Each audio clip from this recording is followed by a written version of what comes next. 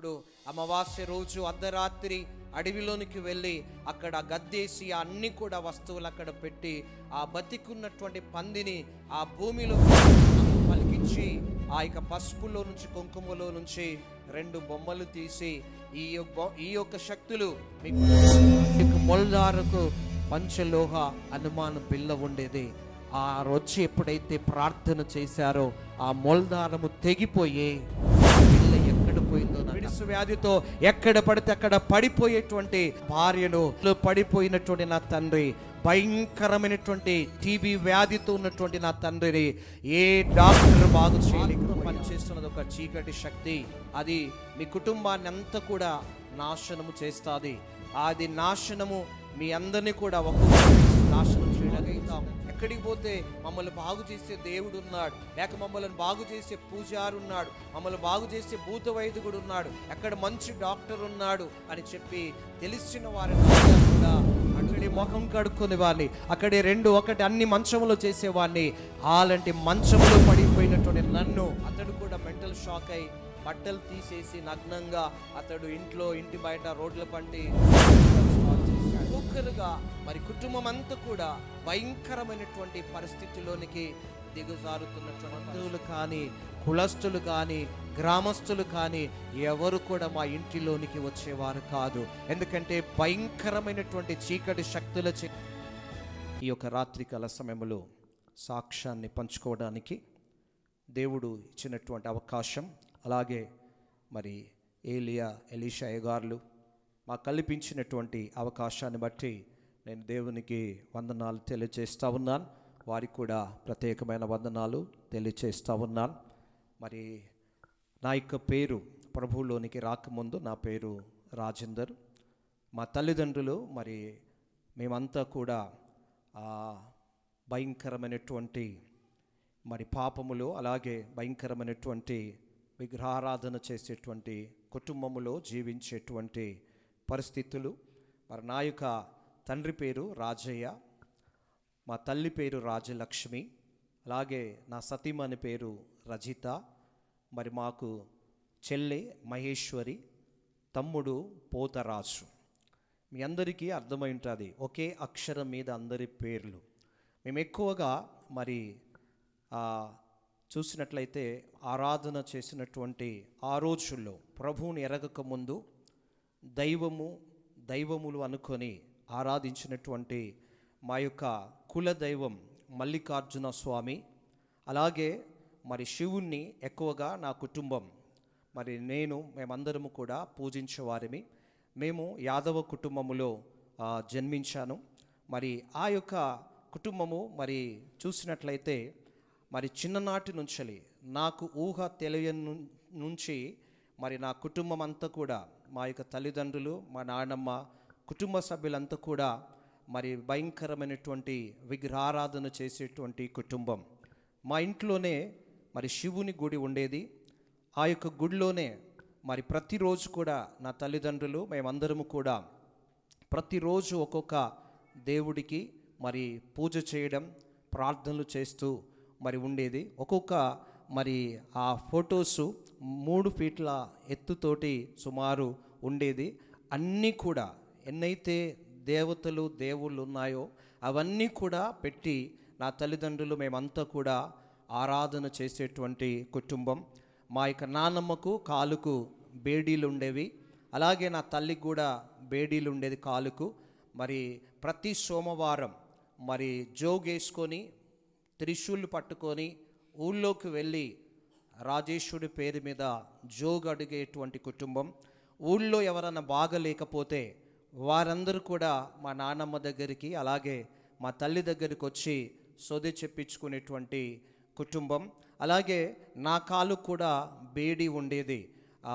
ఆ యొక్క బేడి మా కుటుంబంలో మా నాన్నమ్మకు, మా తల్లికి, మరి నాకు కుటుంబములో మరి ముగ్గురికి కాళ్ళకు బేడీలు అందెమంటారు. మరి ఆ అందెలు ఉండేటువంటిది. ఈ విధంగా మరి ఆరాధన చేస్తున్నటువంటి క్రమం.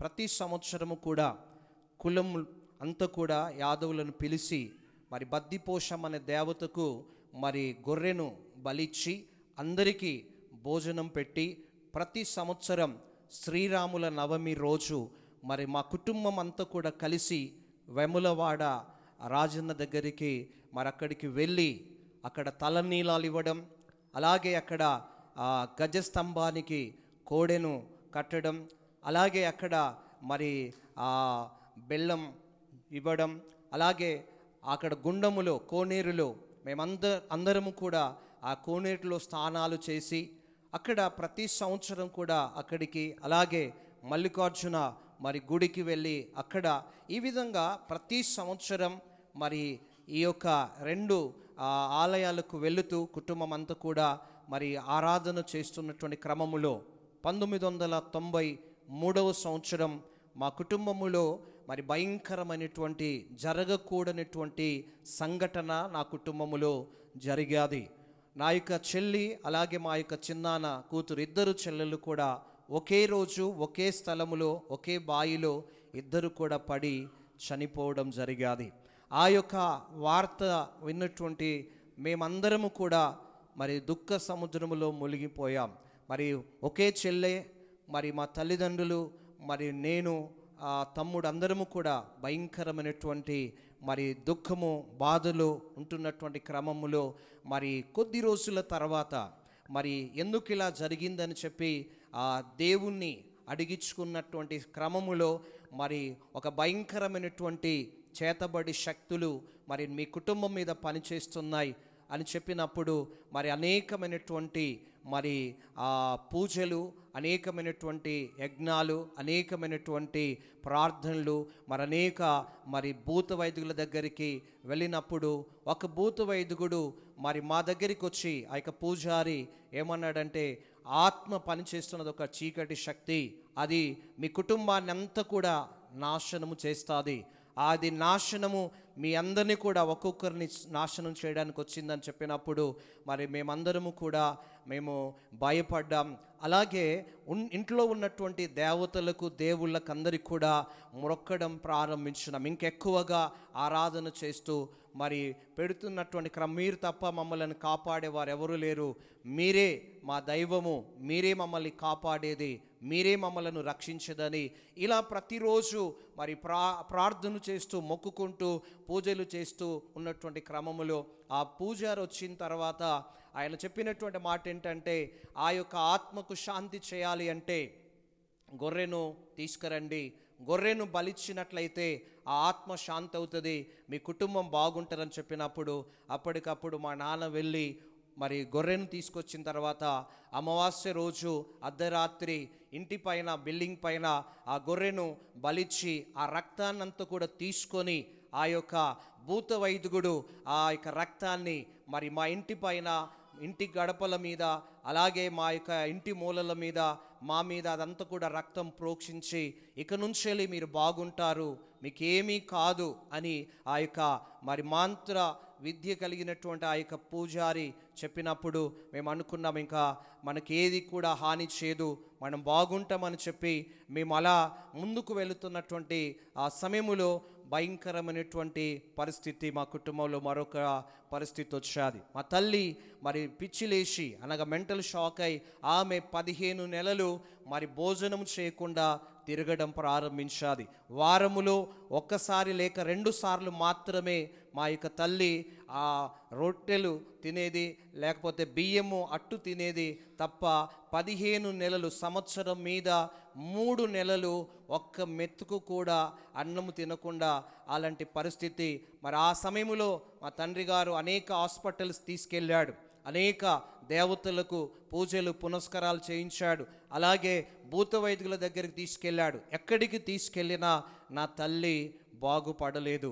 మరి ఇంటికి మరి ఇండ్లంతా కూడా చూసుకునేటువంటి నా తల్లి, ఆ కుటుంబాన్ని చూసుకునేటువంటి తాను మరి ఆ విధంగా సిక్ అయినప్పుడు మేమందరము కూడా ఎంతగానో మరి ప్రతిరోజు మరి ఆ యొక్క ఇంట్లో ఉన్నటువంటి దేవతల దగ్గరికి వెళ్ళి, ఆ గుడి దగ్గరికి వెళ్ళి ప్రతి ఒక్క దేవుని పేరు పెట్టి మా తల్లిని బాగు చేయమని నేను, మా యొక్క నాన్న, నా భార్యను బాగు చేయమని నాన్న, మరి నా కుటుంబం అంతా కూడా ప్రాధేయపడి ఎంత పూజలు పునస్కారాలు చేసినా నా తల్లి బాగుపడలేదు. హాస్పిటల్కి తీసుకెళ్ళాడు, ఆ యొక్క మెడిసిన్ వాడినా కూడా తల్లి బాగుపడలేదు. అలాంటి స్థితిలో మా తల్లి ఉంది. ఆ తర్వాత మరి మాకు వ్యవసాయం ఉంది. ఆ యొక్క పశువులు చనిపోతూ ఉన్నాయి. మరి ఒక్కొక్కటి నా ఎత్తు ఉన్నటువంటి ఎడ్లు మరి రోజొకటి చనిపోవడం, ఇలా ఆవులు, బర్రెలు, ఎడ్లు అన్నీ కూడా ఒక్కొక్కటిగా చనిపోతూ ఉన్నాయి. అలాగే భూమిలో వేసినటువంటి పైపులు కూడా మరి మోటార్ ఆన్ చేసి తర్వాత మరి పైపుల నుంచి వాటర్ బయటికి వెళ్ళాలి, కానీ ఎక్కడికక్కడ పైపులు పగిలిపోతూ ఉండేది. వ్యవసాయం చేస్తూ ఉంటే ప్రతి సంవత్సరం కూడా మరి పంట అంతకుముందు సమృద్ధిగా మంచి పంట పండేది, కానీ ఆ సంవత్సరాల నుంచి 93 నుంచి భయంకరమైనటువంటి మరి ఇబ్బందులు మా కుటుంబంలో ప్రారంభమైనాయి. పంట వేస్తే ₹1,00,000 పెట్టుబడి పెడితే 50,000 కూడా వచ్చేది కాదు. ఇలా అనేకమైనటువంటి శ్రమలు, అనేకమైనటువంటి కష్టాలు, భయంకరమైనటువంటి మరి పంట పండక అప్పులు తీసుకొచ్చి లక్షలాది రూపాయలు నాన్న అప్పులు తీసుకొచ్చి నా భార్య బాగుపడాలి, నా కొడుకులు బాగుండాలి, నేను బాగుండాలి, నా కోడలు బాగుండాలని అనేక దేవుళ్లకు దేవతలకు ఆ డబ్బు తీసుకొచ్చి అప్పు తీసుకొచ్చి తీర్థయాత్రలకు తీసుకెళ్ళడం, అలాగే డాక్టర్స్ దగ్గరికి తీసుకెళ్ళడం, భూత వైద్యులను తీసుకొచ్చి పూజ చేయించడం, ఇలా చేస్తున్నప్పటికి కూడా కుటుంబములో ఎలాంటి సంతోషము, ఎలాంటి సమాధానము, కుటుంబములో ఆనందం అనేటువంటిది మా జీవితాల్లో మేము చూడలేకపోయాం.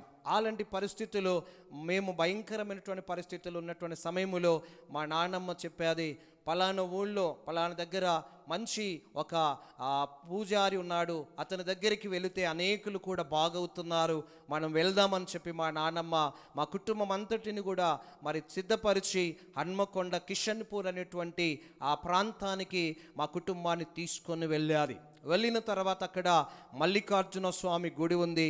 ప్రభాకర్ అనేటువంటి పూజారి ఆయన దగ్గరికి వెళ్ళిన తర్వాత తాను చెప్పిన మాట ఏంటంటే, మీరు 4 రోజులు ఇక్కడ ఉండాలి, మీ కుటుంబం అంతా, లేకపోతే మీరు అందరూ చనిపోతారని చెప్పినప్పుడు మేము చాలా భయపడినాం. ఆ యొక్క సమయంలో అక్కడికి వెళ్ళిన తర్వాత పూజారి 4 రోజులు ఉండాలి మీరందరూ కూడా కుటుంబం అంతా అన్నప్పుడు మేమందరము కూడా కుటుంబ సభ్యులము అక్కడికి చేరుకున్న తర్వాత ఆయన చెప్పాడు, 4 రోజులు ఉండమంటే 4 రోజులు ఉన్న తర్వాత మరి మా యొక్క తల్లిదండ్రుల్ని అలాగే మా తమ్ముని ఇంటికి పంపించాడు. మరి నన్ను నా సతీమణిని అక్కడే ఉంచుకున్నాడు. ఆయన ప్రతిరోజు కూడా ఒక్కొక్క మరి ఆ రోజు ఒక్కొక్క దేవుడికి పూజ చేస్తూ ఉంటాడు. ఆ విధంగా అనేకులు కూడా అక్కడికి వచ్చి మరి అక్కడ సొది చెప్పించుకోవడం, మరి ఆ యొక్క మరి గుడికి వచ్చి అనేకులు కూడా మరి వెళుతూ ఉంటారు. అక్కడ 4 రోజులు అన్నటువంటి మమ్మల్ని మరి 3 నెలల 15 రోజులు ఆ యొక్క టెంపుల్లో మరి మమ్మల్ని ఉంచాడు. ప్రతిరోజు కూడా ఉదయకాలము లేచి తడిబట్ట స్నానం చేసి బావిలో ఉన్నటువంటి చల్లటి నీళ్లు తీసుకొని స్నానం చేసి అదే తడి బట్టలతోటి నేను నా భార్య ఆ యొక్క మరి శ్రీశైల మల్లికార్జున స్వామి గుడి చుట్టూ ఉదయం సాయంత్రం 116 చుట్లు ప్రదక్షిణాలు చేస్తూ మరి బాగుపడాలి, నా కుటుంబం బాగుండాలి, నా తల్లిదండ్రులు, నా భార్య, నా తమ్ముడు, నేను మేమందరం బాగుండాలని ప్రతిరోజు కూడా అక్కడ తపస్సు పట్టి ప్రతిరోజు కూడా ఆడ మొక్కుతూ పూజలు చేస్తూ అలా రోజులు గడుస్తూ ఉన్నాయి. ఒకరోజు పూజారి చెప్పాడు, మీ మీద ఉన్నటువంటి ఆ చీకటి శక్తులన్నీ కూడా పోవాలంటే, మీ కుటుంబం బాగుండాలంటే, సంతోషంగా ఉండాలంటే, మీ పాప శాపాలన్నీ కూడా వెళ్ళాలంటే మీరు కొబ్బరికాయలు కొట్టి ఆ కొబ్బరి నీళ్ళతోటి నిమ్మకాయలు కోసి నిమ్మ నీళ్ళు బకెట్లో పిండి ఆ కొబ్బరి నీళ్ళతో నిమ్మ నీళ్ళతో నువ్వు స్నానం చేయాలి అని చెప్పి నాకు పూజారి చెప్పినప్పుడు 3 నెలల 15 రోజులు ప్రతి వారములో మరి బుధవారం, శుక్రవారం, గురువారం అంటే ఈ 3 రోజులు బుధ, గురు, శుక్ర ఈ 3 రోజులు ప్రతి వారములో మరి 3 సార్లు నన్ను 21 కొబ్బరికాయ నీళ్ళతోటి 21 నిమ్మకాయ నీళ్ళతోటి మరి ఆ యొక్క వాటితో నన్ను ప్రతి వారములు 3 సార్లు స్నానం చేపించాడు. అలా నేను 500 కొబ్బరికాయ నీళ్ళతో 500 నిమ్మకాయ నీళ్ళతో పూజారి నన్ను స్నానం చేపించాడు.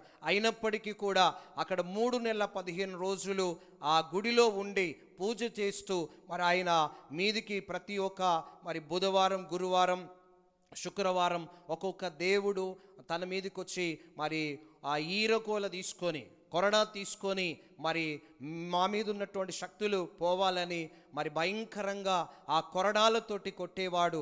మరి ఒకరోజు కొడితే ఈ వీపు నుంచి ఇక్కడ కాలు వరకు కింది వరకు ఇంత దొడ్డు వాత వచ్చేది దాంతో కొడితే. అప్పుడు అనిపించేది ఇన్ని రోజులు అవుతుంది, మరి ఇక్కడికి వచ్చి సుమారు 3 నెలల 15 రోజులు అవుతుంది, ఇంత మరి తడిబట్ట స్నానంతో నీళ్ళతో స్నానం చేసిన, కొబ్బరి నీళ్ళతోటి స్నానం చేసిన, నిమ్మ నీళ్ళతో స్నానం చేసిన, ఇలా కొరడా దెబ్బలు తిన్నప్పటికి కూడా నా కుటుంబం బాగుపడడం లేదు.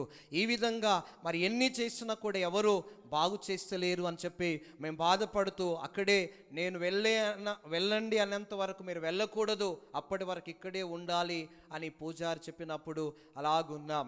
ఒకరోజు మరి అమావాస్య రోజు గర్భగుడిలో పట్టు పోసి, కుంకుమ పసుపుతో పట్టు పోసి ఆ పట్టు మీద కూర్చోబెట్టి ఆయన నాతోటి తాను చెప్పుతున్నటువంటి ఆ మంత్ర మాటలు నాతో పలికించి ఆ పసుపులో నుంచి కుంకుమలో నుంచి 2 బొమ్మలు తీసి ఈ యొక్క శక్తులు మీ కుటుంబాన్ని నాశనం చేసేటువంటి, మీ చెల్లను చంపినటువంటి శక్తులు, పశువులను చంపినటువంటి శక్తులు, పైపులు పగలగొట్టినటువంటి శక్తులు, నీ తల్లికి పిచ్చి లేపినటువంటి శక్తులు, మీకు అనారోగ్యాలను కలుగజేసేటువంటి శక్తులు, ఇవన్నీ కూడా నేను తీశాను, ఇక నుంచి మీరు బాగుంటారు, మీరు వెళ్ళండి అని చెప్పినప్పుడు 3 నెలల 15 రోజుల తర్వాత అనేకమైనటువంటి మరి శ్రమలు పడుతూ అలాంటి స్థితిలో ఉన్నటువంటి మమ్మల్ని ఆయన ఏమన్నాడంటే ఇక నుంచి మీరు బాగుంటారు, మీరు ఇంటికి వెళ్ళండి అని చెప్పినప్పుడు అప్పుడు నేను నా భార్య ఇంటికి వెళ్ళిన తర్వాత మేము అనుకున్నాం, ఇన్ని పూజలు చేశాం కదా, ఇన్ని ప్రదక్షిణాలు చేశాం, కొబ్బరి నీళ్ళతో నిమ్మ నీళ్ళతో స్నానం చేశాను, ఆ తడిబట్ట స్నానంతో నేను నా భార్య అందరము కూడా చేశాం, ఇక బాగుంటామని చెప్పి ఇంటికి వెళ్ళాం. ఇంటికి పోయిన తర్వాత ఇంటికి పోయేసరికి నా తల్లి పరిస్థితి అలాగే ఉంది. మరి ఆ తర్వాత మరి మా తండ్రికి టీబీ వ్యాధి వచ్చేది. 1 సంవత్సరం పాటు మంచములో పడిపోయాడు. నాకంటే ఎత్తు, మరి నాకంటే మంచిగా ఆ బందోబస్తుకు ఉండేటువంటి తాను మరి కట్టె పుల్లలాగా ఎండిపోయాడు. మంచములో ఆయన పడుకుంటే అసలు మనిషి దాంట్లో ఉన్నాడా లేడా అనేటువంటి విధంగా ఆ మంచములో పరిస్థితి. అలాంటి మరణ స్థితిలో తండ్రి ఉన్నాడు. హన్మకొండలో మరి బుచ్చిరెడ్డి అనేటువంటి టీబీ స్పెషలిస్టు డాక్టర్ ఉన్నాడు. ఆ డాక్టర్ దగ్గరికి తీసుకెళ్ళాం. 70,000 రూపాయల కోర్సు వాడిచ్చాం, కానీ అతనికి స్వస్థత జరగలేదు. అలాగే ఉన్నాడు. ప్రతిరోజు కూడా దగ్గుతే ఆ దగ్గు మరి ఆ శబ్దం వినలేక మేము మా చెవులు గడలు పడేది. ఆ విధంగా ఆయాసపడుతూ మరి భయంకరమైన దగ్గుతో ప్రతిరోజు కనీసం 1 అరకిల అంత ఆ తెమడ మరి వేస్తూ ఉండేవాడు ఆ బకెట్లో. ఈ విధంగా భయంకరమైనటువంటి టీబీ వ్యాధితో నాన్న బాధపడుతున్నాడు. వ్యవసాయం చేసేవారు లేరు, మరి అలాగే కుటుంబాన్ని ముందుకు నడిపించే పరిస్థితి లేదు. లక్షలాది రూపాయలు అయిపోతున్నాయి. అలాంటి కష్టాల మధ్యలో ఇక మమ్మల్ని రక్షించేవారు ఎవరున్నారు? ఆ గుళ్ళో ఇంట్లో ఉన్నటువంటి మరి దేవతలకు దేవుళ్లకు ప్రతిరోజు కూడా మొక్కడం, దీపం పెడతా ఉన్నాం. ఒకరోజు ఇంకొక పూజారి దగ్గరికి వెళ్ళినప్పుడు ఆయన చెప్పాడు, మీ ఇంట్లో ఆరిపోకుండా 40 రోజులు దీపం పెట్టాలని చెప్పినప్పుడు పెద్ద మరి ఏమంటారు చిప్ప దీపంతో తీసుకొచ్చి దాంట్లో కనీసం ఒకసారి పోస్తే కిలోన్నర నూనె పడుతుంది.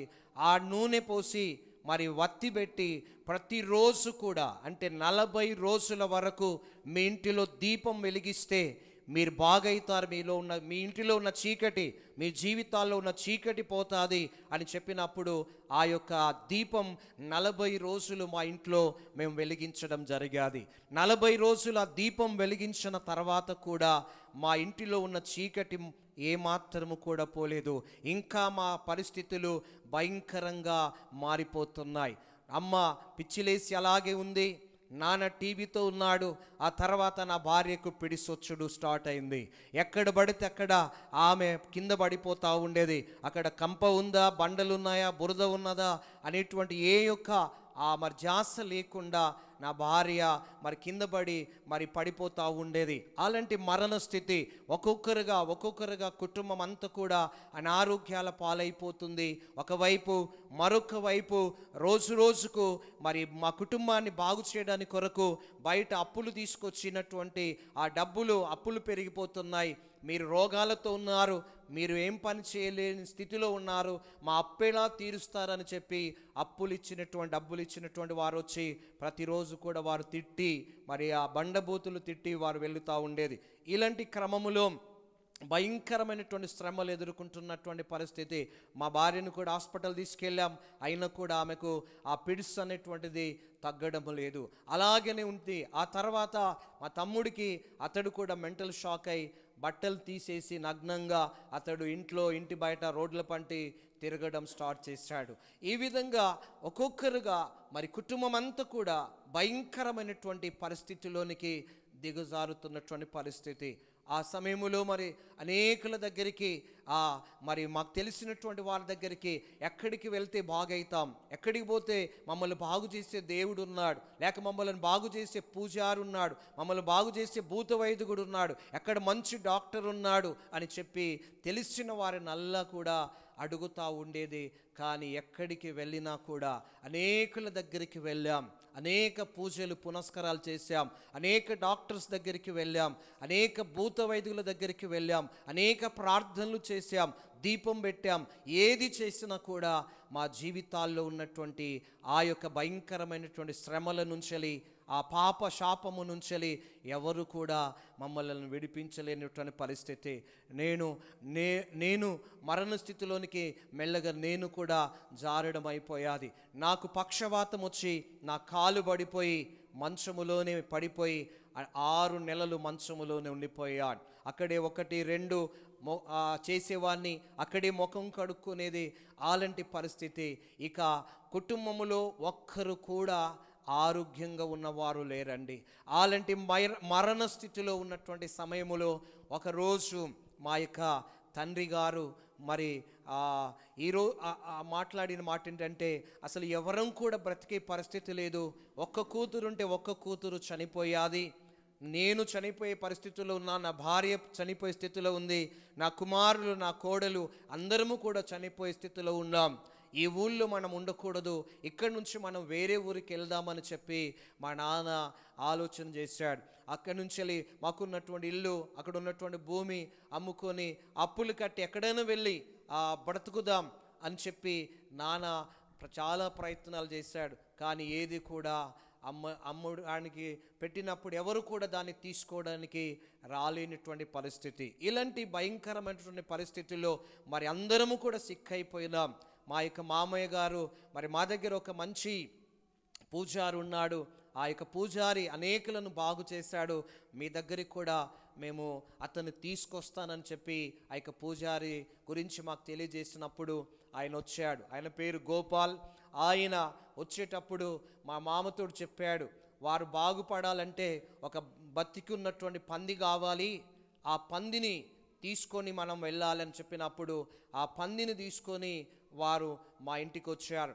వచ్చిన తర్వాత వారు చేసిన పని ఏంటంటే, అమావాస్య రోజు మరి అడవిలోనికి వెళ్ళి అక్కడ మరి గద్దేసి, మట్టితోటి గద్దేసి, చాట, చీపిరి, దువ్వెన, అద్దము, గాజులు, నవధాన్యాలు, మరి గవ్వలు, ఇలా అనేకమైనటువంటి వస్తువులు అక్కడ పెట్టి బతికున్నటువంటి పందిని మరి అక్కడ బొంద తీసి ఆ బొందలో మరి పాతి పెడితే మీ కుటుంబం బాగుపడుతుంది, మీ కుటుంబం మంచిగా అవుతుంది, లేకపోతే మిమ్మల్ని ఎవరు కూడా రక్షించరు అని చెప్పి ఆ భూత వైద్యుడు మాతో చెప్పినప్పుడు ఆ పూజారి మా మామయ్య అవన్నీ కూడా కావలసిన వస్తువులన్నీ కూడా తీసుకొని వచ్చినప్పుడు అమావాస్య రోజు అర్ధరాత్రి అడవిలోనికి వెళ్ళి అక్కడ గద్దేసి అన్ని కూడా వస్తువులు అక్కడ పెట్టి ఆ బతికున్నటువంటి పందిని ఆ భూమిలో పాతి పెట్టి పూజ చేసి ఆయన ఇంటికి వచ్చాడు.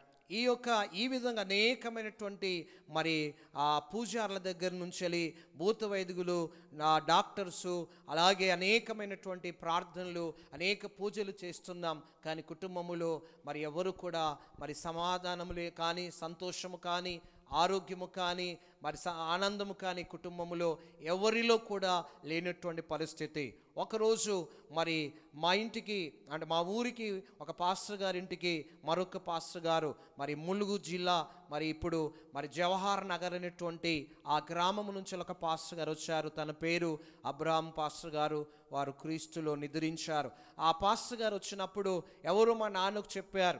ఏమని చెప్పారంటే మరి యేసు ప్రభువును నమ్మినటువంటి ఆ సేవకులు ఆ యేసు ప్రభు గురించి ప్రార్థించేవారు, మరి మాటలు చెప్పేవారు, వారు ప్రార్థన చేస్తే బాగవుతారంట, ఏ సమస్యలున్నా పోతాయని చెప్పినప్పుడు మరి మా నాన్న ఆ యొక్క మా ఊళ్ళో ఉన్నటువంటి పాస్టర్ దావీదు గారికి చెప్పినప్పుడు ఆ పాస్టర్ గారు తీసుకొని మా ఇంటికి వచ్చినప్పుడు ఆయన వచ్చినటువంటి సమయంలో ఒక బర్రె చనిపోయే స్థితిలో ఉంది. అది 4 కాళ్ళు పడేసి బాగా వాసి ఇంకా ఇప్పుడు అప్పుడు చనిపోతాని పరిస్థితులు ఉన్నటువంటి సమయంలో పాస్టర్ గారు వచ్చినప్పుడు, అయ్యా మేము ప్రార్థన చేస్తాం, దేవుడు మిమ్మల్ని రక్షిస్తాడు, మీకున్న సమస్యలు తీసేస్తాడు అని చెప్పినప్పుడు మా నాన్న అన్నాడు, అయ్యా మేము గొల్లోళ్ళము, మేము అనేక దేవులను 33 కోట్ల దేవతలను ఆరాధించేటువంటి కుటుంబం. యేసుక్రీస్తు ప్రభు తెల్లొల్ల దేవుడు, ఆయన వేరే దేశానికి చెందిన దేవుడు, మాకొద్దయ్యా అని చెప్పి మా నాన్న అన్నప్పుడు ఆయన ఒక మాట అన్నాడు, అయ్యా ఈ బర్రెకు మాత్రం ఒక మాట నువ్వు ప్రార్థన చేయమంటే ఈ బర్రెకు నేను ప్రార్థన చేసి వెళ్తానయ్యా అని చెప్పినప్పుడు అయ్యగారు తోటి మా నాన్న అన్నాడు, అయ్యా దానికి చేయండి అని చెప్పినప్పుడు ఆయన నూనె తీసుకొని ప్రార్థన చేసి ఆయన వెళ్ళిన తర్వాత ఒక అర్ధ గంటకు అసలు చచ్చిపోతుంది అనుకున్నటువంటి ఆ బర్రె అన్నీ చనిపోయి అంతకుముందు అది ఒక్కటి మాత్రం ఆ దేవుని సేవకులు వచ్చి ప్రార్థన చేసినప్పుడు అది బ్రతికి అది లేచి నిలబడ్డది. దేవునికి స్తోత్రం, హల్లెలూయా. అప్పుడు అనిపించాది ఇన్ని చనిపోయాయి, ఎన్ని చేసినా ఏది బ్రతకలేదు, కానీ ఆ పాస్టర్ గారు కొబ్బరి నూనె తీసుకొని దానికి ప్రార్థించినప్పుడు అది బాగైంది అని చెప్పి మేము ఆలోచించాం. కానీ ఏమడ్డం వస్తుందంటే కులం అడ్డం వస్తుంది, ఏమడ్డం వస్తుందంటే మతం అడ్డం వస్తుంది. మనకు ఈ దేవుడు కాదు, మనకు అనేక దేవుళ్ళు ఉన్నారు కనుక మన దేవుడు కాదు ఆయన, మనకొద్దు అని చెప్పి పాస్టర్ గారితో నాన్న చెప్పాడు. ఆయన పోయిన తర్వాత ఇవన్నీ కూడా లక్షల రూపాయలు, సుమారు ఆ రోజులు 30 సంవత్సరాల క్రితం 3.5 లక్షల రూపాయలు ఖర్చు పెట్టాం. అవన్నీ కూడా అప్పులు తీసుకొచ్చి ఖర్చు పెట్టినాం. అయినప్పటికీ కూడా ఎవ్వరము కూడా బాగుపడలేదు, ఎవ్వరు కూడా మమ్మలను బాగు చేయలేదు.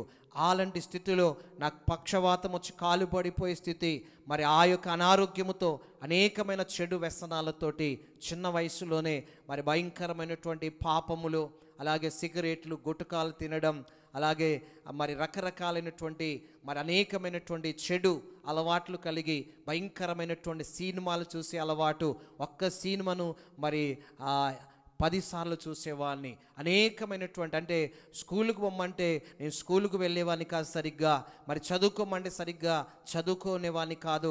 కొత్త సినిమా వచ్చిందంటే బుక్స్ ఫ్రెండ్స్కి ఇచ్చి మరి సినిమాకు వెళ్ళి మరి సాయంత్రం వచ్చేది స్కూల్ టైంకు. నా అమ్మ నాన్న అనుకునేవారు మంచిగా చదువుకుంటున్న నా కుమారుడు స్కూల్కి వెళ్తున్నాడని. కానీ నేను ఎప్పుడు కూడా వరంగల్కి వెళ్ళి మరి వరంగల్లో అనేక మరి టాకీస్ ఎక్కడ కొత్త సినిమా వస్తే ఆ సినిమాకు వెళ్ళి ఆ సినిమాలో ఎలా ఉంటారో అలా ఉండాలని చెప్పి ఎక్కువగా సినిమాలు చూస్తూ ఉండేది. ఎక్కువ ఆర్ నారాయణమూర్తి సినిమాలు చూసేది. అంటే ఎర్ర జెండా అంటే మనకు చిన్నప్పటి నుంచి విప్లవం గురించి బాగా అది ఉండేది. ఎప్పుడు కూడా ఆ ఎర్ర జెండా సంబంధించిన ఏ సినిమా వచ్చినా కూడా ఆర్ నారాయణమూర్తి సినిమా వచ్చిందంటే తప్పకుండా ఆ సినిమా చూడాలి, ఆ పాటలు పాడాలి. ఆ విధంగా ఆ యొక్క విప్లవ ఆలోచనతోటి మరి భయంకరమైనటువంటి అనేకమైనటువంటి ఆ చెడు అలవాట్లు కలిగి అలాగూ తిరుగుతూ విచ్చలవిడిగా జీవిస్తున్నటువంటి క్రమములో కుటుంబం అంతా కూడా ఇలాంటి పరిస్థితి వచ్చిన సమయంలో ఎవరు కూడా మమ్మలను రక్షించే పరిస్థితి లేదు. ఆ యొక్క పాస్టర్ గారు చెప్పినప్పుడు మేము నమ్మలేదు. చివరికి పందిని పాతి పెట్టినటువంటి పూజారిని తండ్రి అడిగాడు, అయ్యా ఇప్పటికి లక్షల రూపాయలు మేము ఖర్చు చేశాం, అనేకులకు మేము డబ్బులు ఖర్చు పెట్టాం, గొర్రెలను కోసాం, అలాగే కొబ్బరి నీళ్ళతో నిమ్మ నీళ్ళతో స్నానం చేశాం, అలాగే పూజలు పునస్కారాలు చేశాం, దీపం పెట్టాం, అలాగే మరి అనేకమైనటువంటి బలులు అర్పించాం, మరి ఇవన్నీ కూడా చేశాం. ఇప్పటి వరకు మరి అనేక తీర్థయాత్రలకు వెళ్ళాం, అందరికీ కూడా మొక్కాం, ఎవరికి తక్కువ చేయలేదు, అందరినీ కూడా సమానంగా మేము పూజించాం. కానీ ఎవరయ్యా మమ్మల్ని రక్షించేవారు ఇంకా ఎవరు లేరా? ఈ లోకములు ఇంకెవరు దేవుడు లేడా? ఇన్ని దేవతలను దేవుళ్ళను మేము కొలిసాం, కానీ ఎవరు కూడా మమ్మలను రక్షించడం లేదు, బాగు చేయడం లేదు, ఆదుకోవడం లేదు, కాపాడడం లేదయ్యా అని మా నాన్న మేమందరము కూడా ప్రాధేయపడుతున్న క్రమములో ఆ పూజారి చెప్పినటువంటి మాట ఏంటంటే, ఒక మాట చెప్పాడు, నేను ఒక డేట్ చెప్తున్నాను, ఆ డేట్ వరకు మీరు బాగుపడేది ఉంటే బాగుపడతారు, లేకపోతే ఈ భూమి మీద మిమ్మల్ని రక్షించే నాదుడిక ఎవరు లేరు, కానీ ఒక్కరు మాత్రం ఉన్నారు. ఆయన ఎవరు అంటే యేసుక్రీస్తు ప్రభు అని చెప్పడం జరిగాది. దేవునికి మహిమ కలుగును గాక. హల్లెలూయా. ఆ మాట చెప్పినప్పుడు ఆ పాస్టర్ గారు చెప్పినటువంటి మాటలు మాకు గుర్తొచ్చాయి. అదే యేసు ప్రభు కదా, ఈ ప్రభు కూడా పాస్టర్ గారు చెప్పినటువంటి ప్రభువే కదా ఈ ప్రభు కూడా ఈయన చెప్పేటువంటిది అని చెప్పిన ఆలోచించాం. మా మనసు అటు పోతుంది, కానీ సాతానుడు మమ్మల్ని పోనీయడం లేదు. డేట్ ఉంది కదా, ఆ డేట్ వరకు చూడండి, ఆ డేట్ అయిపోయిన తర్వాత మనం ఆలోచిద్దాం అనేటువంటి క్రమములో మా మనసంతా కూడా అటు దేవుడి వైపు వెళ్లకుండా సాతానుడు మమ్మల్ని తన వైపు ఆకర్షిస్తున్న క్రమములో ఆ డేటు దగ్గరికి వస్తుంటే మేము అనుకుంటున్నాం, ఇక వారం ఉంది, 4 రోజులుంది, 3 రోజులుంది, 2 రోజులుంది, రేపు ఇక మేము బాగుపడతాం కావచ్చు అని మేము ఆశపడుతున్నాం. కానీ ఆ డేట్ వచ్చేది, మా ఆశ నిరాశ అయిపోయాది. వేసిన గొంగడి అక్కడే ఉన్నట్టుగా నాన్న టీబీతో అలాగే ఉన్నాడు, అమ్మ అలాగే పిచ్చిలేసి ఉంది, తమ్ముడు అలాగే ఉన్నాడు, నాకు పక్షవాతం వచ్చి కాలు పడిపోయి నేను అక్కడే అన్ని చేస్తున్నాను, నా భార్య పిడిసొచ్చి పడిపోయి, కనీసం ఎవరైనా వచ్చి ఒక ముద్ద అన్నం వండి పెడితే బాగుండు అనేటువంటి పరిస్థితి, అలాంటి దీన స్థితిలో ఉన్నటువంటి క్రమము. మా యొక్క అమ్మమ్మ వచ్చి మాకు సేవ చేస్తామని కొంత అన్నమైన వాళ్ళకు వండి పెడతానని వస్తే మా అమ్మమ్మ కూడా మరణ స్థితిలోనికి వెళ్ళేది. ఆమె భయంకరమైనటువంటి అనారోగ్యానికి గురైపోయాది. మేమే ఒకరికి ఒకరము చూడలేని పరిస్థితి, ఒకరికి ఒకరం సేవ చేయలేనటువంటి పరిస్థితి. అలాంటి భయంకరమైనటువంటి పరిస్థితుల్లో మేముంటే మమ్మల్ని చూడడానికి వచ్చిన మా అమ్మమ్మ కూడా మరణ స్థితిలో ఉంది. మా ఇంటికి ఎవ్వరు వచ్చేవారు కాదు, పురుగు కూడా రాదంటారు కదా, నర పురుగు ఎవ్వరు కూడా మా ఇంటికి వచ్చేవారు కాదు.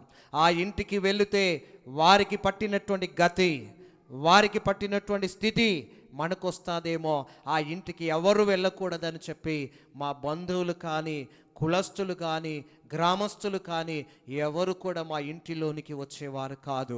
ఎందుకంటే భయంకరమైనటువంటి చీకటి శక్తుల చేత పీడించబడుతూ, భయంకరమైనటువంటి అనారోగ్యాలతో, భయంకరమైనటువంటి అప్పుల సమస్యలతో కొట్టుమిట్టాడుతూ, మరి ప్రతిరోజు ఏడుస్తూ, మరి ఆ ఛాతి కొట్టుకుంటూ ఎవరు మమ్మల్ని కాపాడరా, మేము ఎన్ని రోజుల నుంచి అనేక సంవత్సరాల నుంచి మేము మీకు కొలుస్తున్నాం, ఆరాధన చేస్తున్నాం, అన్నీ చేస్తున్నాం, ఎవరు మీరు కాపాడరా అని ఆ యొక్క విగ్రహాల దగ్గర మరి మా సాష్టాంగపడి నమస్కారం చేసిన ఎవరు కూడా ఏ ఒక్క మాట కూడా పలకలేదు. ఎవరు కూడా రక్షించలేని పరిస్థితిలో, భయంకరమైనటువంటి పరిస్థితి.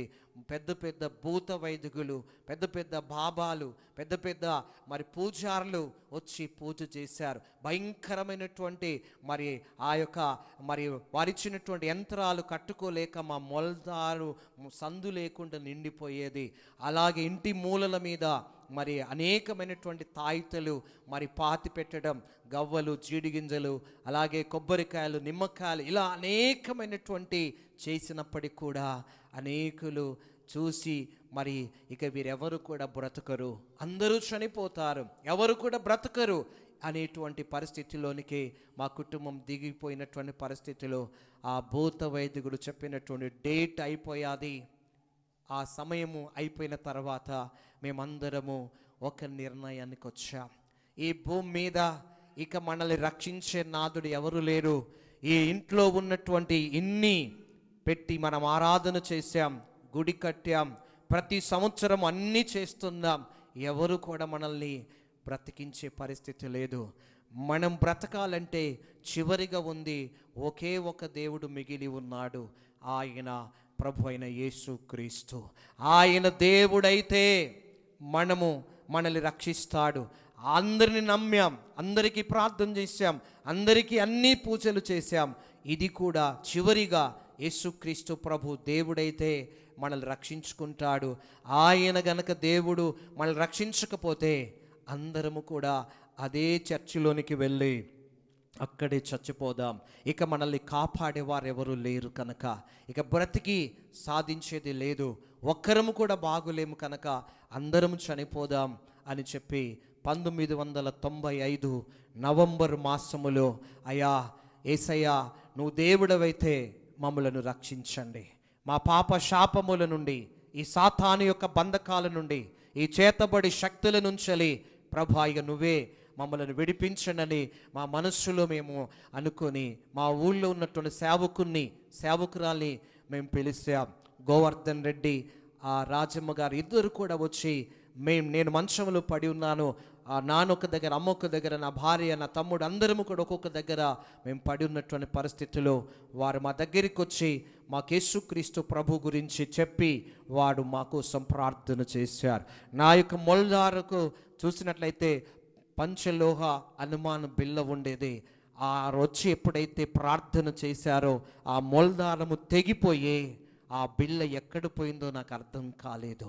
ఆ రోజు నుండి, ఆ క్షణము నుండి యేసుక్రీస్తు ప్రభు మా జీవితాల్లో తన కార్యము చేయడం ప్రారంభించాడు. దేవునికి స్తోత్రం. హల్లెలూయా, హల్లెలూయా. అప్పుడు నాలో ఒక విశ్వాసం వచ్చాది. ఇన్ని రోజులు చేసినది ఏది ఫలించలేదు, ఎవరు రక్షించలేదు, కానీ యేసుక్రీస్తులో ఏదో గొప్ప మహత్యం ఉంది, ఏదో గొప్ప శక్తి ఉంది. యేసుక్రీస్తు దేవుడు మన జీవితాల్లో గొప్ప కార్యము చేయబోతున్నాడనే నమ్మకం మాలో కలిగినప్పుడు వారు ప్రార్థించి వెళ్ళినారు. అలా వారు వచ్చి ప్రార్థన చేస్తూ వెళుతున్న క్రమములో దేవుడు మా జీవితాల్లో నెమ్మదిగా ఒక్కొక్కరి జీవితములో మా కుటుంబములో దేవుడు కార్యము చేయడం ప్రారంభించినాడు. హల్లెలూయా. భయంకరమైనటువంటి శక్తుల చేత పీడించబడుతున్నటువంటి క్రమములో, భయంకరమైనటువంటి అనారోగ్యముతో పడిపోయినటువంటి స్థితిలో అప్పుడు దేవుడు నెమ్మదిగా మా జీవితాల్లో తన కార్యము చేయడం ప్రారంభిస్తున్నటువంటి సమయంలో దైవజనులు నర్సంపేటలో సుందరపాలయ్య గారు, అలాగే పాస్టర్ అబ్రహాం కాకిలేటి గారు దేవుని సన్నిధిలో మా కొరకు ఉపవాసాలుండి దేవుని సన్నిధిలో వారు ప్రార్థన చేసినప్పుడు మేము కూడా ప్రభు సన్నిధిలో వచ్చిరాని ప్రార్థనలు చేస్తూ ఉపవాసాలుంటే దేవుని సన్నిధిలో ప్రార్థిస్తున్నప్పుడు దేవుడు మా జీవితములో గొప్ప కార్యము చేయడము ప్రారంభించినాడు. హల్లెలూయా, హల్లెలూయా.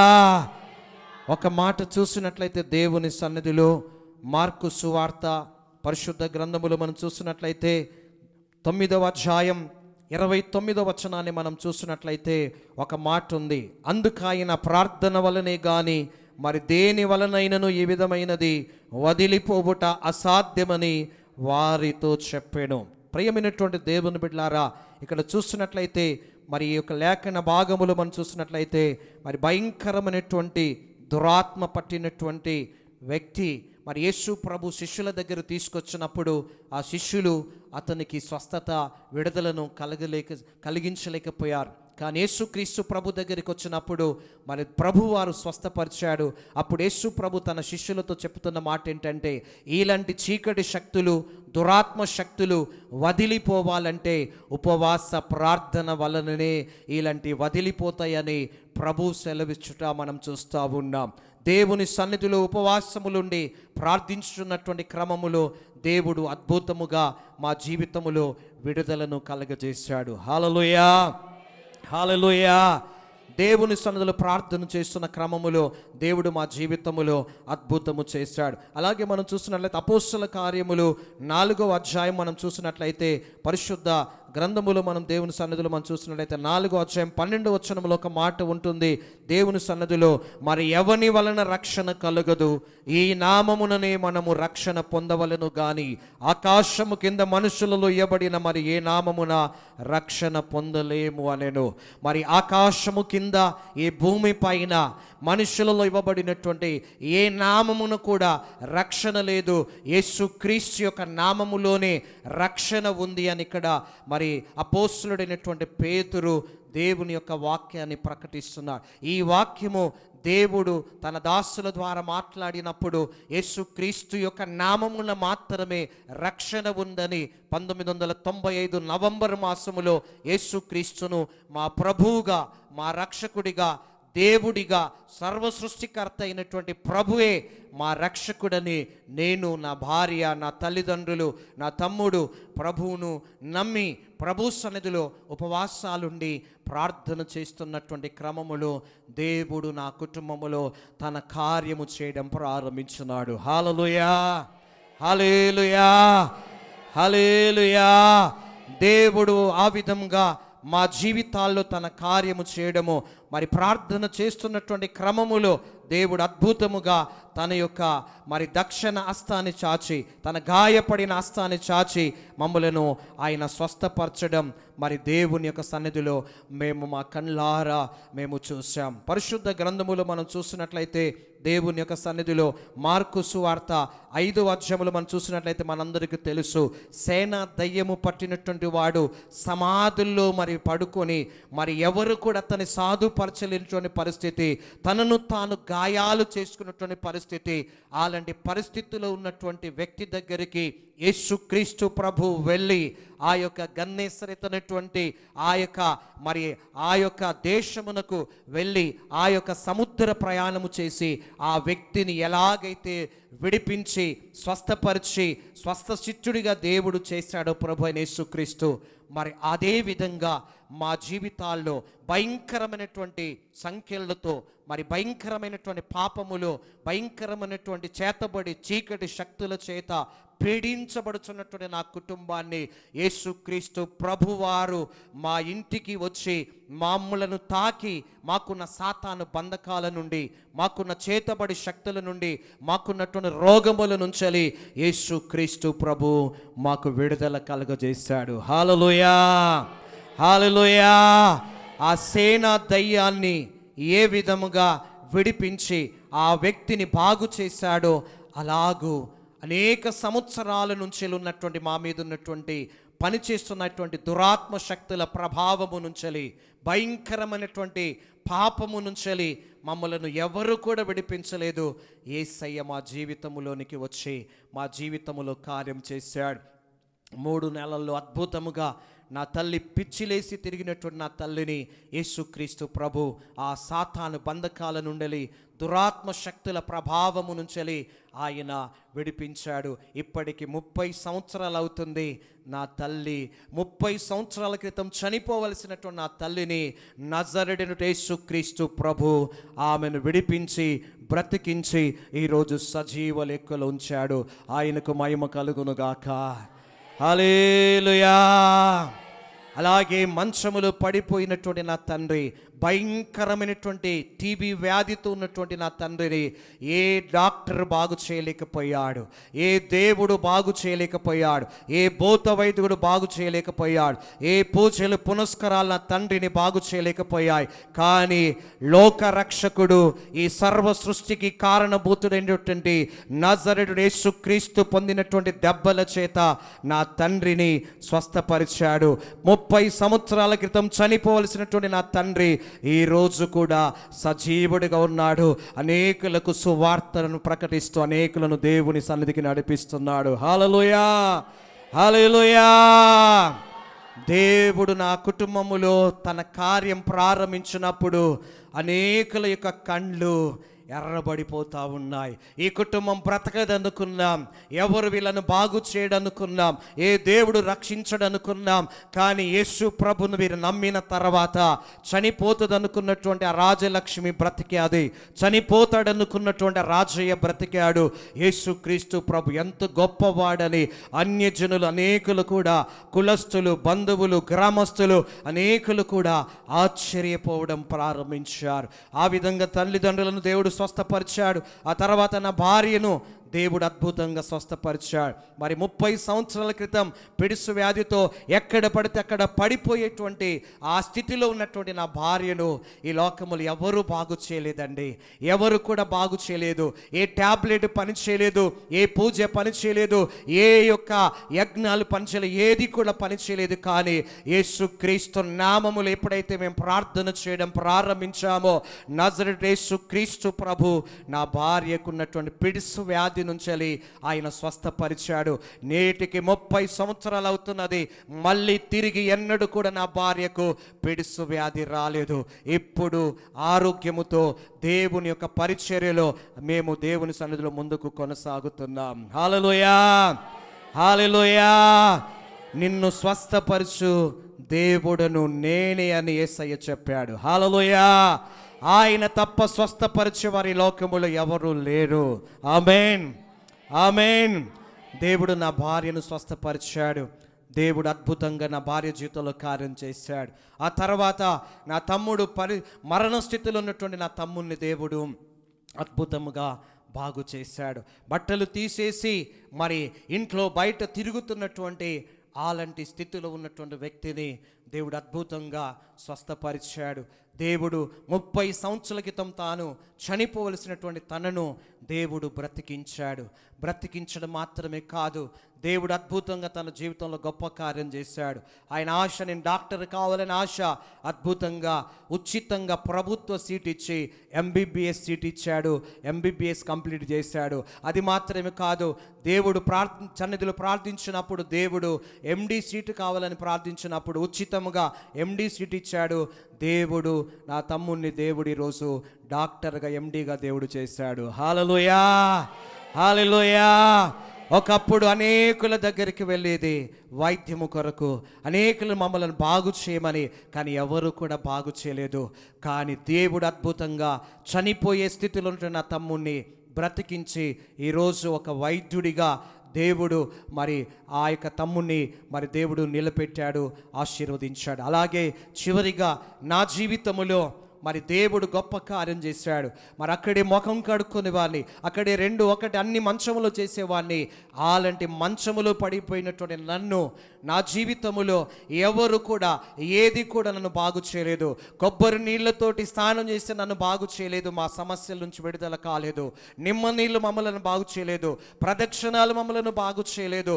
ఏ యొక్క మరి ఆ బలులు ఇచ్చినటువంటి ఆ బలుల ద్వారా రక్తము చేత మాకు రక్షణ కలగలేదు, మాకు విడుదల కలగలేదు, మాకు స్వస్థత కలగలేదు.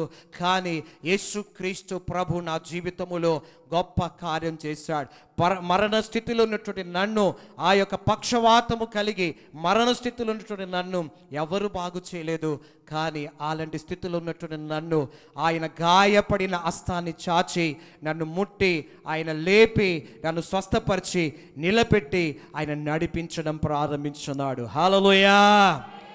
30 సంవత్సరాల క్రితం కాలు పడిపోయి మంచములో పడిపోయినటువంటి నన్ను ఎవరు బాగు చేయలేదు. కానీ లోక రక్షకుడు, సర్వ సృష్టికి కారణభూతుడు, మానవుల రక్షణ కొరకై పరలోకాన్ని విడిచి భూమికి వచ్చి మనుషులందరి కొరకు తన ప్రాణాన్ని త్యాగము చేసి రక్తము కార్చి సిలువ వేయబడి మనందరి కొరకు రక్తము కార్చి చనిపోయి సమాధి చేయబడి 3 రోజులకు మృత్యుంజయుడిగా తిరిగి లేచినటువంటి ఆ యేసుక్రీస్తు ప్రభు ఆయన పొందిన గాయముల చేత నన్ను స్వస్థపరిచి పక్షవాతము నుండి దేవుడు నన్ను విడిపించున్నాడు. హల్లెలూయా, హల్లెలూయా. నేనిప్పుడు కుంటివాణ్ణి కాదు, నేను మంచములో పడిపోయిన స్థితిలో లేను. ప్రభుత్వం ఇచ్చే పెన్షన్ నేను తీసుకోవడం లేదు, ఎందుకంటే యేసయ్య నన్ను స్వస్థపరిచున్నాడు. దేవునికి మహిమ కలుగును గాక. హల్లెలూయా, హల్లెలూయా. ఈ విధముగా యేసుక్రీస్తు ప్రభు నా కుటుంబాన్ని రక్షించాడు. మాలో ఉన్న పాపముల నుండి, శాపముల నుండి విడుదల పొందడానికి అక్కడ ఉన్నటువంటి మేము వెళ్ళినటువంటి గుడిలో అనేకమైనటువంటి పూజలు పునస్కారాలు చేయించారు. నీళ్లతోటి, కొబ్బరి నీళ్ళతో, చన్నీళ్ళతో, నిమ్మ నీళ్ళతో పూజలు చేయించారు, స్నానం చేపించారు, బలులు అర్పించాం. ఆ రక్తము ఏది కూడా మమ్మల్ని నీతిమంతులుగా చేయలేదు.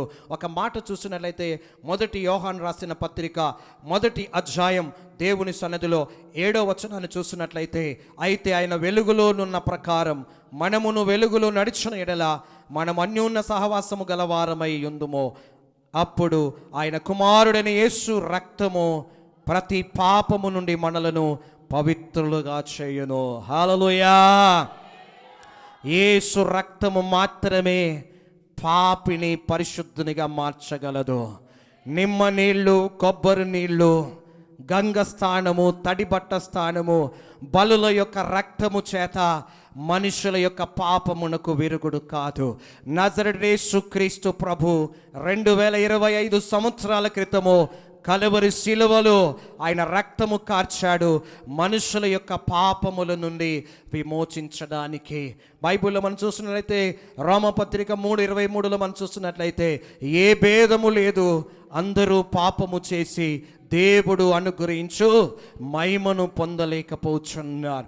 ఈ భూమి మీద ఉన్నటువంటి సమస్త మనుషులు పాపములోనే జన్మించారు, పాపములోనే జీవిస్తున్నారు, పాపములోనే చనిపోయి నిత్య నరకానికి వెళుతున్నారు. అందుకే దేవుడు మనమందరము కూడా నీతిమంతులుగా కావడానికి కొరకు, ఏ ఒక్కరు కూడా పాపములో జీవించి పాపములోనే చనిపోయి నిత్య నరకాగ్నికి గురి కాకుండా ఉండడానికి కొరకు దేవుడు ఈ లోకమును ఎంతగానో ప్రేమించాడు.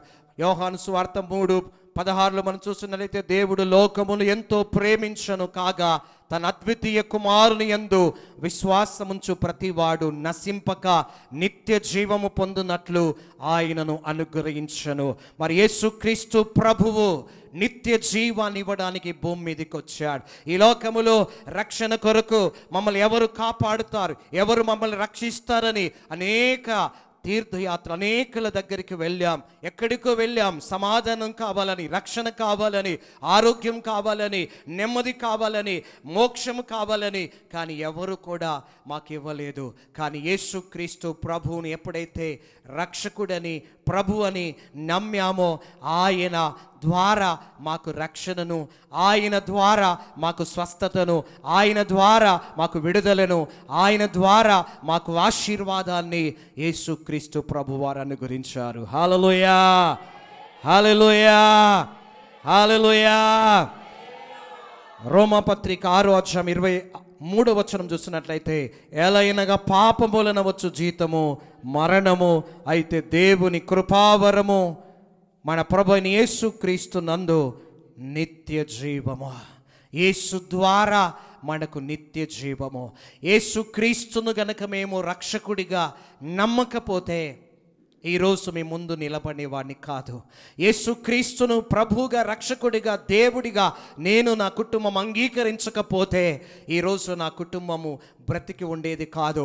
30 సంవత్సరాల క్రితమే మేము చనిపోయే వారమే, మా 5గురు సమాధుల మీద చెట్లు మొలిసేది. ఈరోజు బ్రతికి ఉన్నామంటే ఆయన కృప. హల్లెలూయా, హల్లెలూయా. అలాంటి బంధకాల్లో ఉన్నప్పుడు మా కొరకు దైవజనులు ప్రార్థన చేశారు, సువార్త చెప్పారు. అబ్రహాం పాస్టర్ గారు, అలాగే దావీదు పాస్టర్ గారు, అలాగే మా కొరకు ఉపవాసాల నుండి ప్రార్థన చేశారు. సుందరపాలయ్య గారు, కాకిలేటి అబ్రామయ్య గారు మా కొరకు దేవుని సన్నిధిలో ప్రార్థనలు చేసినప్పుడు దేవుడు మాకు విడుదలనిచ్చాడు. కనుక యేసుక్రీస్తు ప్రభు మా జీవితములో ఈ విధముగా అనేకమైనటువంటి గొప్ప కార్యాలు చేశాడు. ఆ యొక్క రోజుల్లో మా ఆస్తి అంతా కూడా అమ్ముకొని ఊరు విడిచి వేరే ప్రాంతానికి వెళ్దాం అనుకున్నాం. అదంతా కూడా అమ్మినా మా అప్పు తీరేది పరిస్థితి కాదు. ఆ స్థితి నుంచి దేవుడు ఒక్క గుంట భూమి కూడా అమ్మనివ్వలేదు. హల్లెలూయా, సమస్త మహిమ దేవునికే. హల్లెలూయా. దేవుడు 3.5 లక్షల అప్పు సమస్య నుంచి విడిపించాడు. Praise the Lord. హల్లెలూయా. యేసయ్యను ఎప్పుడైతే నమ్మామో రక్షణిచ్చాడు, స్వస్థతనిచ్చాడు, ఆశీర్వాదం ఇచ్చాడు, అప్పు సమస్యల నుంచి విడిపించాడు, సంతోషం ఇచ్చాడు, సమాధానం ఇచ్చాడు.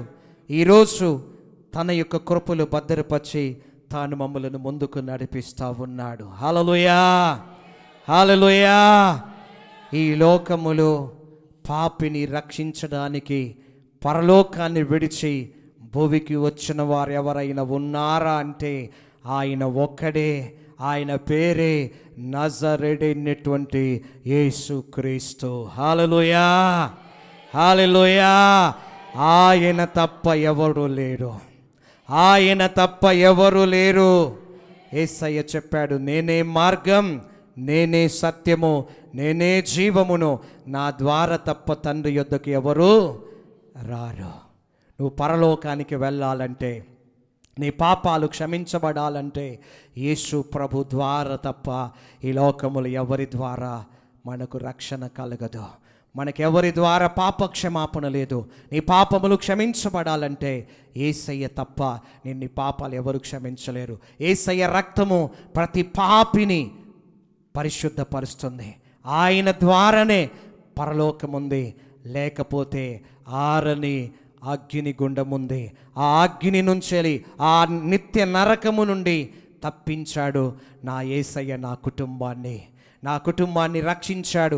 ఆయన రక్షించకపోతే నా కుటుంబం అంతా కూడా ఆ ఆరని అగ్ని గుండానికి వెళ్ళవలసినటువంటి నా కుటుంబాన్ని దేవాది దేవుడు నన్ను, నా కుటుంబాన్ని ప్రేమించి నా కుటుంబాన్ని రక్షించుకొని ఆయన కృపలు భద్రపరిచి ఈరోజు నన్ను, నా కుటుంబాన్ని తన పరిచర్యలో దేవుడు స్థిరపరిచాడు. దేవునికి మహిమ కలుగునుగాక. హల్లెలూయా, హల్లెలూయా, హల్లెలూయా. దేవుడు ఈ విధంగా నా జీవితములో, నా కుటుంబములో దేవుడు కార్యం చేశాడు. కనుక ప్రియమైనటువంటి సహోదరి సహోదరులారా, యేసుక్రీస్తు ప్రభు ఎంత మంచివాడు, ఆయన ఎంత ప్రేమగల దేవుడు. ఆయన వంటి రక్షకుడు, ఆయన లాంటి దేవుడు ఈ భూమి మీద ఎక్కడ వెతికినా మనకు దొరుకుతాడా?